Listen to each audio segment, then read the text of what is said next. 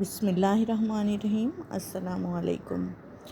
آج کا جو ہمارا کلاس 4 کا معاشرتی علوم کا لیسن ہے اس میں ہم پڑھیں گے چیپٹر 2 کا لاسٹ کوسچن، اور پلس میں اس کی جو آبجیکٹیو ہے معروضی ہے وہ ہم حل کریں گے۔ اس کے پچھلے کوسچن میں حل کروا چکی تھی، اور اس کا آج لاسٹ کوسچن ہے کہ ہم آہنگی سے رہنے کی اہمیت واضح کریں۔ اگر ہم آہنگی کی تعریف آپ نے اچھے طریقے سے پڑھ لی ہے تو آپ کو ہم آہنگی سے رہنے کی اہمیت کا بھی خود بخود مائنڈ میں آتا چلا جائے گا کہ ہم آہنگی کیا ہوتی ہے اور کسی بھی معاشرے کے لیے اس کی ضرورت کیوں ہوتی ہے۔ ہم آہنگ ہونے کی اہمیت کیا ہے؟ اہمیت کا مطلب ہوتا ہے ضرورت ہونا، یعنی کسی چیز کی ضرورت کیوں ہے، یہ ہمارے معاشرے کے لیے کیوں ضروری ہے، اہم کیوں ہے۔ ٹھیک ہے، سب سے پہلے کوسچن سمجھنے کی جو ہے آپ نے کوشش کرنی ہے۔ جس بچے کو کوسچن سمجھ آ گیا تو وہ آسانی سے اس کا آنسر کر پاتا ہے، اس لیے میں بہت ہی آسان ورڈز میں پڑھا رہی ہوں کہ بچے کو کوسچن سمجھنا آئے، پھر بچے کو خود سے سوچنا آئے۔ تو اب ہم آہنگی کی میں نے تعریف بتائی تھی کہ آپس میں اتفاق کے ساتھ، اتحاد کے ساتھ کسی معاشرے میں رہنا، کسی بھی سماجی یا سیاسی اختلاف کے باوجود۔ آپ کا ثقافتی حیثیت کیا ہے، سماج میں کیا حیثیت ہے، آپ کس فیملی بیک گراؤنڈ سے تعلق رکھتے ہیں، یہ ساری چیزیں سب کی ظاہر مختلف ہوتی ہیں۔ اس کے باوجود اگر آپ آپس میں مل جل کر رہتے ہیں، امن اتحاد سے رہتے ہیں، اس کو ہم آہنگی کہتے ہیں۔ اس کی مختصر تعریف یہ تھی کہ کسی بھی معاشرے میں قوم یا افراد کے درمیان آپس میں اتحاد اور اتفاق سے رہنا ہم آہنگی کہلاتا ہے۔ ٹھیک ہے، بہت ایزی ڈیفینیشن ہے اس کی۔ اب رہنا، اس کے فائدے کیا ہیں، جو ہمارا مین کوسچن پوچھا گیا اس کا آنسر، اس کی طرف چلتے ہیں ہم۔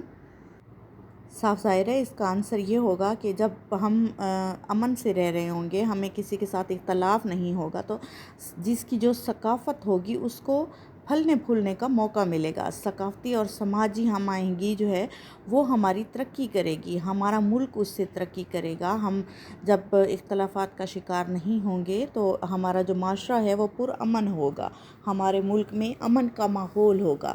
اور جب ہم ایک دوسرے کی باتوں کو کرٹیسائز نہیں کریں گے، ان کے اوپر تنقید نہیں کریں گے، تو ہماری جو تخلیقی صلاحیتیں ہوتی ہیں وہ ہماری اجاگر ہوتی ہیں، اور ہم میں کانفیڈنس آتا ہے، اعتماد آتا ہے، ہم میں جو فیصلہ ہوتا ہے اس کے کرنے کی صلاحیت پیدا ہوتی ہے۔ دیکھیں، جب آپ کوئی کام کرتے ہیں، آپ کے اوپر آ کے کوئی تنقید کر دے تو آپ کا کانفیڈنس 0 لیول پہ چلا جاتا ہے، آپ پھر بول نہیں پاتے، اپنے فیصلے نہیں لے پاتے۔ جب ہم آہنگی کے ساتھ رہتے ہیں، ایک دوسرے کی باتوں کو ہم تسلیم کرتے ہیں، ان کے ساتھ خوش ہو کے چلتے ہیں، تو کیا ہوتا ہے؟ نمبر 1، ہمارا ملک ترقی کرتا ہے۔ نمبر 2، تخلیقی صلاحیتیں اجاگر ہوتی ہیں۔ نمبر 3، مختلف ثقافتوں کے درمیان جو ہے آپس میں افہام و تفہیم کو فروغ ملتا ہے، یعنی آپس میں ایک دوسرے کو سمجھنے کا موقع ملتا ہے۔ اور کیا ہوتا ہے؟ ہم فیصلہ کرنے کے قابل ہو جاتے ہیں، اور مسائل کو حل کرنے کی ہمارے اندر جو ہے وہ ہمت پیدا ہو جاتی ہے۔ تو 4 سے 5 پوائنٹس آپ لوگوں نے لکھ لینے ہیں۔ 5 پوائنٹس لکھیں گے، اوبویسلی 5 سے 10 نمبر کا کوسچن ہوتا ہے تو اس میں پورے آپ کو مارکس مل جائیں گے۔ چلتے ہیں نیکسٹ آبجیکٹیو کی طرف۔ جب ٹاپکس آپ کے مائنڈ میں اچھی طرح سے کلیئر ہو جاتے ہیں، آپ کو بات کی سمجھ آ جاتی ہے، تو کوئی بھی کوسچن آپ کے لیے مشکل نہیں ہوتا۔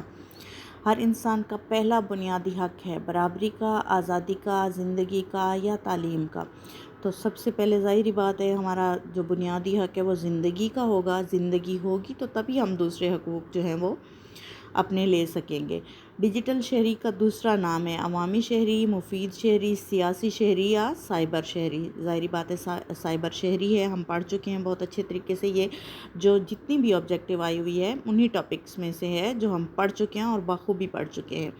لوگوں کا ایک دوسرے کے عقیدوں اور رویوں کا احترام کرنا کہلاتا ہے رواداری، مساوات، ہم آہنگی، انصاف۔ رواداری، کسی معاشرے میں رہتے ہوئے جب لوگوں میں ادب و اخلاقیات کا شعور پیدا ہو جائے تو وہ کہلاتا ہے تمدنی شعور، امن، نظم و ضبط، تنوع۔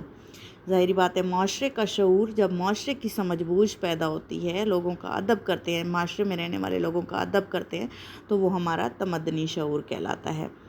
معاشرے سے یاد رکھنا ہے، معاشرہ تمدن، ٹھیک ہے، تمدن کسی بھی معاشرے کو کہتے ہیں، اور شعور آگاہی کو کہتے ہیں۔ نرم لہجے میں بات کرنا شامل ہے حقوق میں، فرائض میں، تمدنی شعور میں یا آداب میں۔ ظاہری بات ہے نرم لہجے میں بات کرنا ہمارے آداب ہیں، جو کہ آپ لوگ کرتے بھی ہیں سب، ہم سبھی اسی کا خیال رکھتے ہیں کہ کسی دوسرے کی دل آزاری نہ ہو، یعنی یہ بات ہمارے آداب میں شامل ہو جاتی ہے۔ درست جملے کے سامنے ٹک اور غلط کے سامنے کراس کا نشان لگائیں۔ ڈیجیٹل شہری کی آن لائن سرگرمی اس کے ساتھ ساتھ دوسروں کو بھی متاثر کرتی ہیں۔ بالکل ایسا بھی ہے، جو ایک ڈیجیٹل شہری ہوتا ہے، موبائل فون استعمال کرتا ہے، سوشل میڈیا استعمال کرتا ہے یا دوسرے ڈیجیٹل ٹول استعمال کر رہا ہوتا ہے، تو ظاہری بات ہے ہمارا مواد صرف ہمارے تک پرائیویٹ نہیں رہتا، وہ باقی لوگوں تک بھی چلا جاتا ہے، جس سے کچھ لوگ، اگر ہم اچھا مواد یا ڈیٹا شیئر کرتے ہیں تو لوگ اچھا دیکھ پاتے ہیں۔ اگر خدا نخواستہ ہم ایسا مواد شیئر کرتے ہیں جو مطلب اچھا نہیں ہوتا، تو باقی لوگ بھی اس سے متاثر ہو رہے ہوتے ہیں، تو اس کو ٹک کریں گے۔ لوگوں کی معلومات، تصاویر یا کام کو محفوظ کرنے کی اجازت حاصل کرنا ضروری ہے، اس کو بھی ٹک کریں گے۔ ہر کسی کو اظہار رائے اور تقریر کا حق حاصل ہے، بالکل ایسا ہی ہے، ہر بندہ اپنی جو سوچ ہے اس کا اظہار کر سکتا ہے، بتا سکتا ہے، تو یہ بھی ٹھیک ہے۔ امن کے معنی سکون اور آپس میں صلح صفائی سے رہنے کے ہیں، بالکل ایسا ہی ہے، جب صلح صفائی کے ساتھ اور سکون کے ساتھ رہیں گے تو امن ہی آئے گا۔ بات چیت اختلافات کرنے کا حل نہیں ہے، نہیں بالکل نہیں ہے، یہ غلط ہے، آپ نے اس کو کراس کرنا ہے۔ بات چیت سے ہی کسی مسئلے کا حل نکلتا ہے۔ کالم الف کی متعلقہ معلومات کو کالم بی سے ملائیں۔ بات چیت کرنا کسی بھی مسئلے کے حل کی طرف پہلا قدم ہے۔ تعلیم، خوراک اور صحت، کیا ہیں جی؟ یہ ہمارے بنیادی انسانی حقوق ہیں، بیسک حقوق ہیں، یعنی سب سے پہلے ہمیں ان چیزوں کی ضرورت پڑتی ہے۔ وقت کی پابندی کیا ہے؟ ہمارے فرائض میں شامل ہے، یعنی ہمارا فرض ہے کہ ہم وقت کی پابندی کریں، ہم وقت کو ضائع نہ کریں۔ امن سے معاشرے میں اعتماد، احترام اور سکون کی فضا قائم ہوتی ہے۔ یہاں پر ہمارا سیکنڈ چیپٹر کا اینڈ ہوتا ہے۔ ملتے ہیں ایک نئی ویڈیو میں، تب تک کے لیے اللہ حافظ۔